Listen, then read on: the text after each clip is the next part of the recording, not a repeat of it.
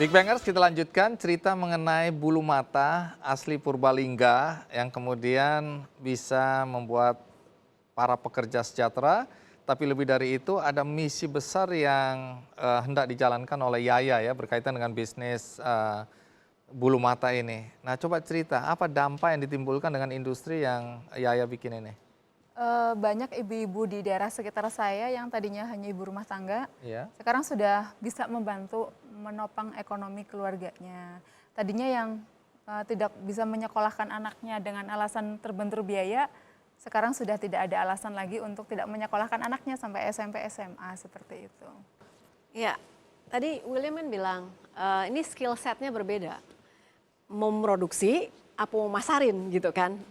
Kan tampaknya kan tadi disampaikan masih 90% produknya ke perusahaan, mereka yang lalu distribusikan seluruh dunia, baru 10% yang ke direct lokal ya. Nanti kedepannya berpikirnya mau 50-50 atau malah mau branding karena harus fokus nih. Iya. Ya kan, udah punya dapurnya, sekarang ya kan si dapur itu mau buka cabang sendiri apa tetap mau masuk jadi kayak kitchennya orang gitu. Pengen punya sendiri sih sebenarnya. Merek sendiri, Ya, brand. betul. Berarti memang brand value-nya harus diangkut. Ya. Pertanyaannya tadi kenapa misalnya kosmetik internasional itu bisa jual 10-20 kali lipat, kenapa kita nggak bisa gitu. Betul. Pertama terbentur kompetisi dengan yang lokal.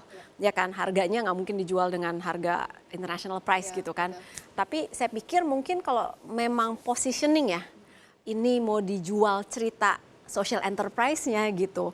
Mungkin that's story, itu cerita yang bisa ditambahkan ke dalam bisnis model ini sehingga kita tampil beda. Mungkin harga kita a little bit premium karena memang itu menjustifikasi aja sih sebenarnya bahwa hasil yang kita dapat dari sini langsung kita pakai untuk pendidikan atau untuk menyekolahkan yang putus sekolah atau memberdayakan ibu-ibu. Itu step one menurut saya yang untuk bangun branding itu. Gimana caranya supaya kamu tampil dengan satu sosok yang berbeda, beda dengan produksi bulu mata yang lain, come up as a social enterprise, misalnya dengan misi, jadi bulu mata with a purpose gitu. Dengan satu tujuan, yaitu ada tujuan sosialnya ya. Jadi bulu mata dengan misi gitu, misinya pakai satu bulu mata nyekolahin satu anak gitu kan ceritanya. Wah, saya dengar beberapa artis sudah pakai juga ya. Iya. Produk ini ya, Iya. Rata-rata memang pakai dari Purbalingga asli. Purbalingga asli.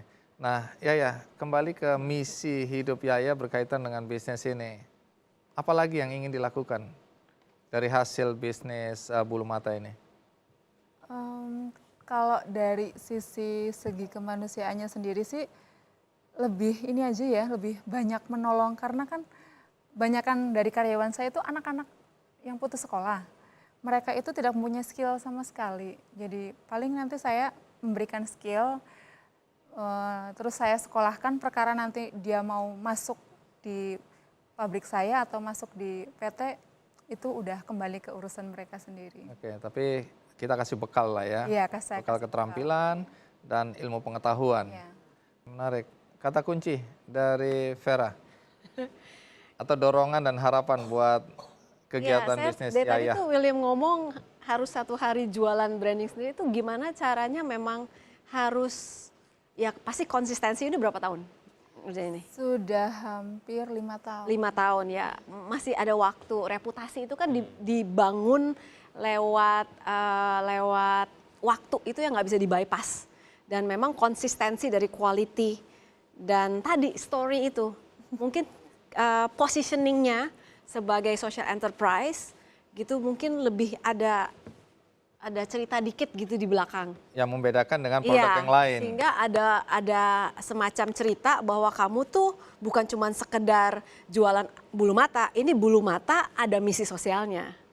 So mungkin positioning itu boleh dicoba karena dengan berbaju social enterprise ada kemungkinan juga bisa tap in pundi-pundi uang-uang grants ya, uang-uang yang donasi ya kan untuk mengekskalasi itu pasukan itu yang Bisnisnya bikin supaya makin begininya. banyak orang ya, Iya. atau anak-anak yang ditolong. Bahkan mungkin anak-anaknya udah dapat skill bisa disekolahin lebih tinggi lagi dengan uang dari donasi. Makanya positioning penting ini untuk branding spesifik sama untuk juga bisa tap into funding gitu yang bisa menceritakan nanti ke depannya anak-anaknya bisa sekolah lebih tinggi. Dan Yaya harus berani investasi. Investasi dalam artian kan Yaya tuh dari sisi memasok itu kan udah stabil tuh, income masuk terus.